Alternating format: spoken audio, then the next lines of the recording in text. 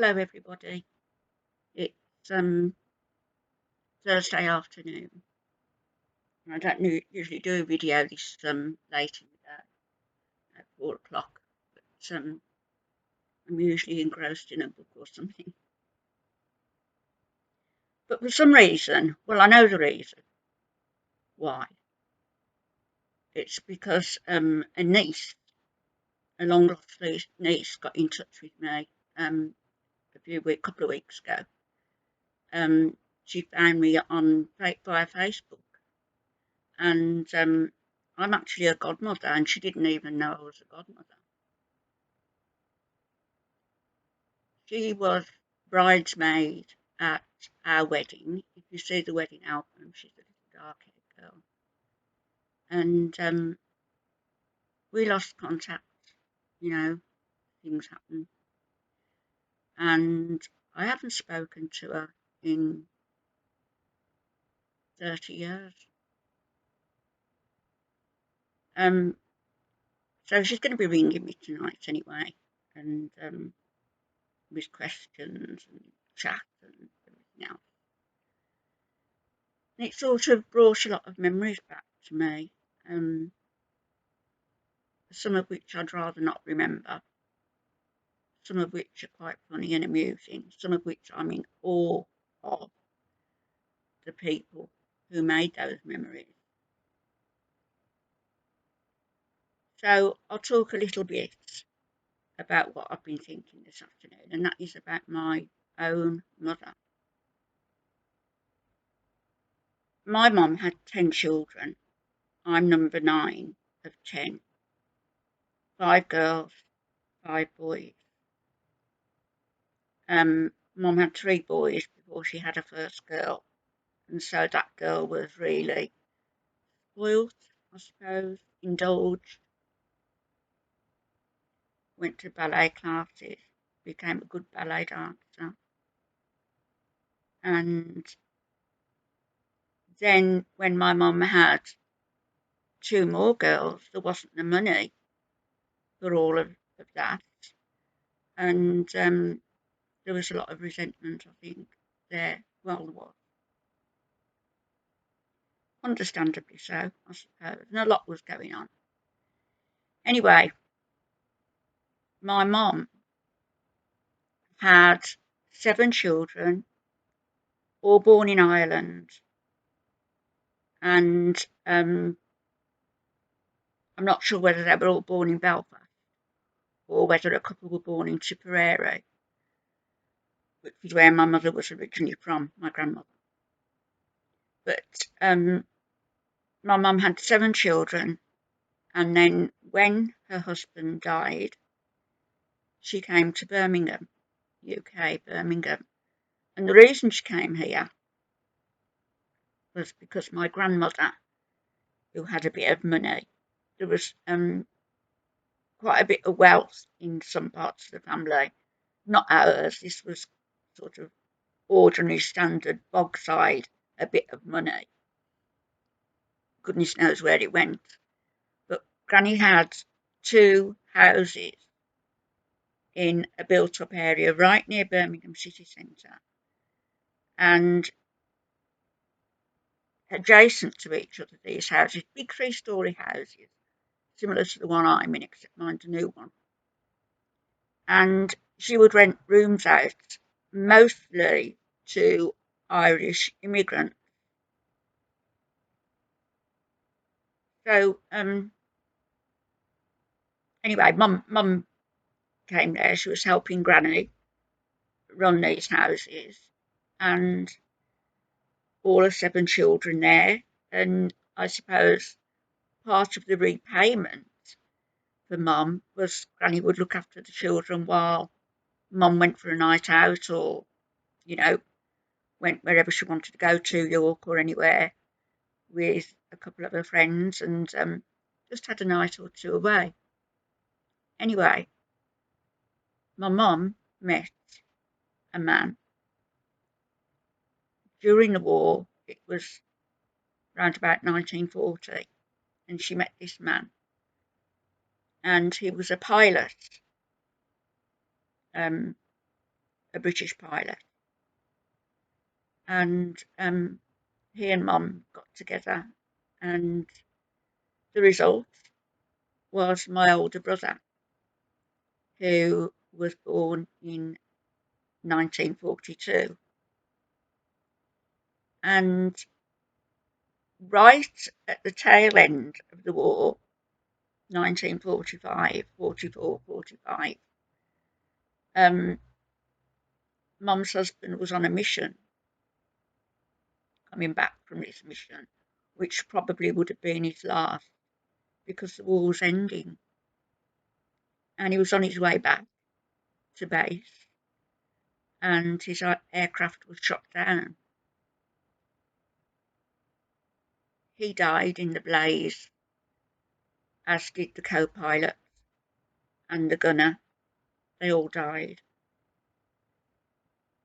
But what was left, the aircraft crashed, I believe, in England, and they got to the wreckage. What was left hanging up in the cockpit was a baby's booty. I don't know whether it was one booty or whether it was a pair, but my brother's booties, which he'd had with him all during the war years, and it had somehow survived the blaze. So Mum was presented with that little booty, and by that time, my brother was a scoundrel running round. So she lost the love of her life, I believe he was. When Mum died in 1994, my brother and I, younger brother and I, and Alf did an awful lot arranging the funeral. And we had the wake at our house, which Alfie hosted. But as I say, when Mum died, we put a copy of the picture of her with her pilot and my baby brother wearing a similar pair of booties, sitting up. You've got the parents and the kid in the middle of the photograph. So we put that in with her, and then gave a copy to my brother to keep. So that was the story of my mum up until then, 1945. During the course of Mum's sojourn, her duties, her granny, and looking after her 8 kids by now. They were big houses, so she had great accommodation and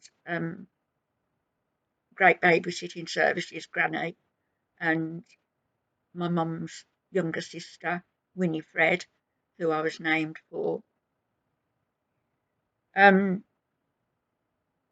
there was great babysitting services should Mum want to go out, as I said, which she did when she met my brother's dad. They named him Rodney. Don't think I've heard of many Rodneys. So in 1947, 48, probably 48, Mum met my dad. And my dad was renting a room at one of my grandmother's houses. So that's where my mum met him. And they got together, but they didn't marry. Although Mum became pregnant with me, and by that time Mum was 37 years of age, which, is quite a good age really to get pregnant, I think. It is. And my dad was 49, 12 years older than Mum. He was born in 1900 on the cusp, and Mum was born in 1912, the year the Titanic sank. So in September 1949, the last day of September, I was born. And um, I was the 9th child out of the 10. As I say, Mum didn't marry my dad. Don't know why. I just don't know. Don't know what went on. I think there was some violence, if not physical, verbal. I don't remember any of that. I don't remember anything but good things um, until my dad was out the picture. So as I say, I was born in September 1949. Mum carried on, doing what she did for Granny, and got her own house then in the one I was brought up in. No, she didn't. She moved to a house opposite the ammunition factory in Birmingham, a small terrace. And I think she'd given up working for Granny then because she'd got all these kids. I was born in hospital, and my mum brought me home, put me on a chair, and one of my sisters, came and went to sit on the chair, not realising that I was there. So I was nearly a goner before I got started. And then Mum managed to get this house that we lived in, where I was brought up, opposite the Park Road, and it was idyllic there. It was, just the park opposite. I used to like to get out to get on the swings first thing in the morning before anybody was around, and the dew was on the grass, and I loved it until my mum met my stepdad, the man who was to become my stepdad. And that's when my happy childhood ended, and some years of abuse began. There's a lot that I can't talk about. Everything that went on in my life, Alf knew about. I told him. My kids know about it, but that's as far as it goes. I think there's things that my mum would want to be kept private, and I will respect that. And so when I come on telling my story, there'll be some omissions there. But I just wanted to share that with you briefly because she's been on my mind quite a lot this afternoon. Okay, I'll be back. Bye bye. Have a good afternoon, good day, everybody.